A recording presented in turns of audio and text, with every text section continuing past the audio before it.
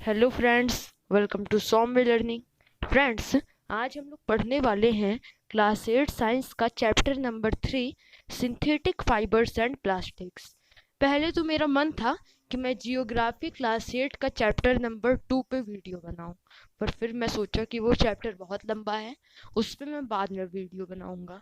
और आज मैं chapter number 3 science NCERT class 8 के साथ आप सभी के सामने आ चुका हूँ।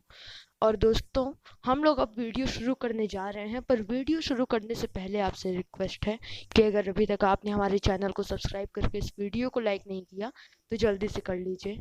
और अगर आपको साइंस क्लास 8 की किसी और चैप्टर की ज़रूरत है तो आप सभी के लिए मैंने एक प्लेलिस्ट बनाई है जिसमें अभी तक मैंने जितने भी साइंस में वीडियो अपलोड किए उन सब का लिस्ट है।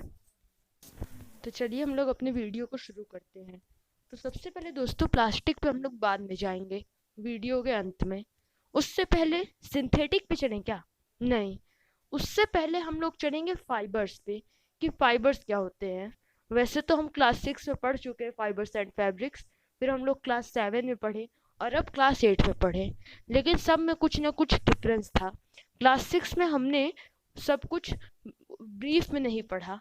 जैसे हमने पढ़ा फाइबर क्या होता है, फैब्रिक क्या होता है, यार्न क्या होता है, ये सब पढ़ा, फिर समझे कि अच्छा नेचुरल फाइबर ये है, एक डिफिनीशन जान लिए, और जाने सिंथेटिक फाइबर ये है, उनके ये एग्जांपल्स हैं। उसके बाद क्लास 7 में हम लोगों ने नेचुरल फाइबर्स को एकदम ब्रीफ से पढ़ा, और फिर अब क्लास 8 में हम लोग सिंथेटिक फाइबर्स को एकदम ब्रीफ से पढ़ेंगे। तो सबसे पहले जानना हमारे लिए बहुत ही ज़रूरी है कि फाइबर्स क्या होता है।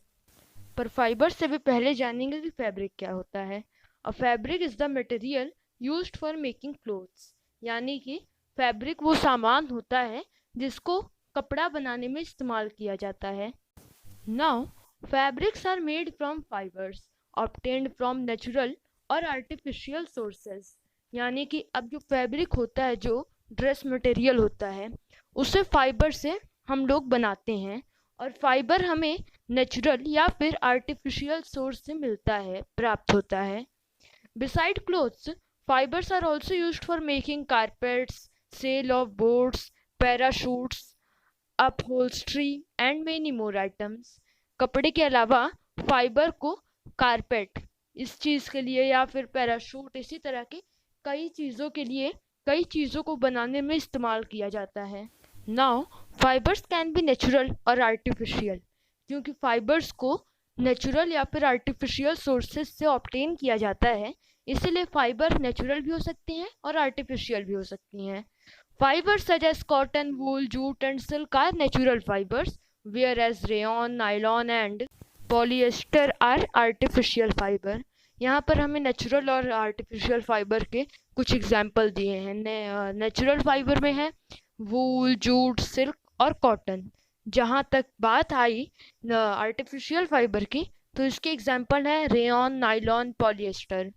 अब the man-made fibers produced from chemical substances are called synthetic fibers, यानी कि जो केमिकल सब्सटेंस से पाए गए हों ऐसे जो फाइबर्स होते हैं और जिन्हें आदमी बनाए हों केमिकल से, उन्हें हम लोग सिंथेटिक फाइबर्स कहते हैं। Synthetic fibres are also known as man made fibres और आर्टिफिशियल फाइबर्स। जो सिंथेटिक फाइबर्स होते हैं उन्हें मैन मेड फाइबर या फिर आर्टिफिशियल फाइबर भी कहा जाता है। Now depending upon the types of chemical used for manufacturing of the synthetic fibers, they are called rayon, nylon, polyester and acrylic, यानी कि हर सिंथेटिक फाइबर को बनाने में जिस तरह के केमिकल यूज किए जाते हैं उन पर निर्भर होते हुए हम लोग फाइबर्स यानी कि सिंथेटिक फाइबर्स को नाम देते हैं rayon, nylon, polyester and acrylic. अब सबसे पहले हम लोग पढ़ेंगे रेयॉन के बारे में। रेयॉन और artificial silk is made from cellulose obtained from wood pulp, यानी कि रेयॉन या फिर आर्टिफिशियल सिल्क, हाँ, इसके जो प्रॉपर्टीज होते हैं वो सिल्क वाले ही होते हैं, और ये सिल्क से चीपर मिलता है यानी कि सस्ते में, और इसकी भी अच्छी क्वालिटी होती है। तो रेयॉन या फिर आर्टिफिशियल सिल्क को हम लोग सेल्यूलोस से बनाते हैं, और सेल्यूलोस को हम लोग वुड पल्प ऑब्टेन करते हैं। Now it can be died in a wide variety of colours, यानी कि इसे बहुत सारे रंगों में रंगा जा सकता है। Nylon was the first synthetic fibre produced by man in 1935। जो नायलॉन है, अब हम लोग यहाँ पर देखिए नायलॉन पे आ गए। सो जो नायलॉन है वो फर्स्ट सिंथेटिक फाइबर था जो कि आदमियों के द्वारा बनाया गया था, और उसे पहली बार बनाया गया था 1935 में। Nylon fibres are strong, elastic, light, lustrous and easy to wash. जो नायलॉन फाइबर्स होते हैं वो काफ़ी मजबूत होते हैं, इलास्टिक होते हैं, यानी कि उनको चाहे जितना भी खींचा जाए वो अपने नॉर्मल साइज पे वापस आ जाएंगे। उसके बाद वो लोग काफ़ी हल्के होते हैं, काफ़ी चमकीले होते हैं और उनको धुलना बहुत ही आसान होता है। It is use to make many items like socks, ropes, tents, toothbrush, car seat belts, curtains etcetera. यानी कि हम लोग नायलॉन को कई चीज़ों को बनाने में इस्तेमाल करते हैं, जैसे सॉक्स या फिर रस्सी या फिर टेंट या फिर टूथब्रश या फिर कार के सीट बेल्ट या फिर पर्दे भी। नाउ अब हम लोग बात करेंगे पॉलिएस्टर फाइबर के बारे में। Terylene and dacron are polyester fibres, यानी कि टेरिलीन और डेक्रन दो पॉलिएस्टर फाइबर्स होते हैं। It is made from two monomers, terephthalic acid and ethylene glycol. यानी कि ये जो दोनों पॉलिएस्टर फाइबर्स होते हैं इसे दो मोनोमर्स से बनाया जाता है। पहले मोनोमर का नाम है टेरेफ्थिलिक एसिड और दूसरे का नाम है ethylene glycol. Now it is used for making PET, bottles, jars, floppy disks and shirts, hats etcetera. यानी कि हम लोग पॉलिएस्टर का यूज़ करते हैं पेट बॉटल्स बनाने के लिए, पेट जार्स बनाने के लिए, फ्लॉपी डिस्क बनाने के लिए, शर्ट्स बनाने के लिए, हैट्स बनाने के लिए और भी कई चीज़ों के लिए। दोस्तों, पेट का मतलब होता है पॉलीथिलीन टेरेफ्थलेट, और ये एक बहुत ही फेमिलियर फॉर्म होता है पॉलिएस्टर का। सो अब हम लोग बढ़ेंगे आगे। अब हम लोग देखेंगे acrylic. Acrylic is the synthetic fibre that resembles wool in its texture and properties. यानी कि एक्रिलिक एक ऐसा सिंथेटिक फाइबर है जिसके जो प्रॉपर्टीज और टेक्सचर हैं वो एकदम वूल की तरह होते हैं। It is use to make sweaters, shawls, socks etcetera. इसका यूज़ हम करते हैं स्वेटर बनाने में, शॉल बनाने में, सॉक्स बनाने में और भी कई चीज़ों के लिए। They dry up soon, are durable, less expensive, readily available and easy to maintain. यानी कि इसकी खासियत ये है कि ये बहुत ही जल्दी सूख जाता है, साथ ही बहुत दिन तक चलता है। ये बहुत ही कम खर्च वाला होता है, यानी कि सस्ता होता है और हमें आसानी से मिल जाता है। साथ ही साथ इसे मेंटेन करना भी बहुत इजी होता है। सो फ्रेंड्स, ये तो रही सिंथेटिक फाइबर्स की बात। अब हम लोग बढ़ेंगे प्लास्टिक्स पर। Now a plastic is a synthetic material which can be set into desired shape when soft and then hardened to produce a durable article।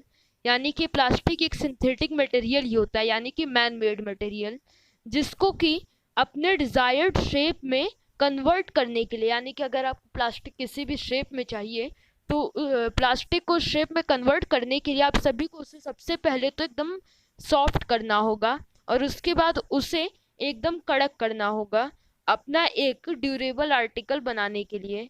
Some plastic polymers have linear arrangement of units whereas in other it is cross linked arrangement. यानी कि कई बार कुछ plastic polymer होते हैं उनमें से कुछ polymer के लीनियर अरेंजमेंट होते हैं यूनिट्स के, जैसे कि अभी आप फिगर में देख सकते हैं ऊपर वाला जो अरेंजमेंट है उसको हम लीनियर अरेंजमेंट कहेंगे और नीचे वाला जो अरेंजमेंट है उसे हम क्रॉस लिंक्ड अरेंजमेंट कहेंगे। अब चलिए हम लोग अपने थर्ड टॉपिक की तरफ बढ़ते हैं। Thermoplastic is a plastic which gets deformed easily on heating and can be bent easily. यानी कि थर्मोप्लास्टिक एक ऐसा प्लास्टिक होता है जिसको हम लोग बिना किसी दिक्कत के बिगाड़ सकते हैं गर्म करके, और उसके बाद उसे अच्छे से एकदम आराम से हम लोग बेंट कर सकते हैं, यानी कि मोड़ सकते हैं। एग्जाम्पल क्या है थर्मोप्लास्टिक के? सबसे पहला एग्जाम्पल है पॉलीथीन और दूसरा एग्जाम्पल है पीवीसी। ये यूज़ होते हैं टॉयज़ मैन्युफैक्चर करने में, कॉम मैन्युफैक्चर करने में, कंटेनर मैन्युफैक्चर करने में और भी कई चीज़ों के लिए। अब हम लोग देखेंगे थर्मोसेटिंग प्लास्टिक क्या होता है। Thermosetting plastics is a plastic which when molded once cannot be softened by heating। यानी कि थर्मोसेटिंग प्लास्टिक एक ऐसा प्लास्टिक होता है जिसको अगर एक बार किसी शेप में ढाला जाए तो उसे हम लोग गर्म करके भी फिर सॉफ्ट नहीं कर सकते। इसके एग्जाम्पल क्या हैं? इसके एग्जाम्पल हैं बेकलाइट और मेलमाइन। अब बेकलाइट और मेलमाइन हम देखेंगे। Bakelite is used for making electrical switches, handles of various utensils, etc. Bakelite का इस्तेमाल हम लोग इलेक्ट्रिकल स्विचेस बनाने के लिए या फिर कितने भी बर्तनों के हैंडल बनाने के लिए करते हैं।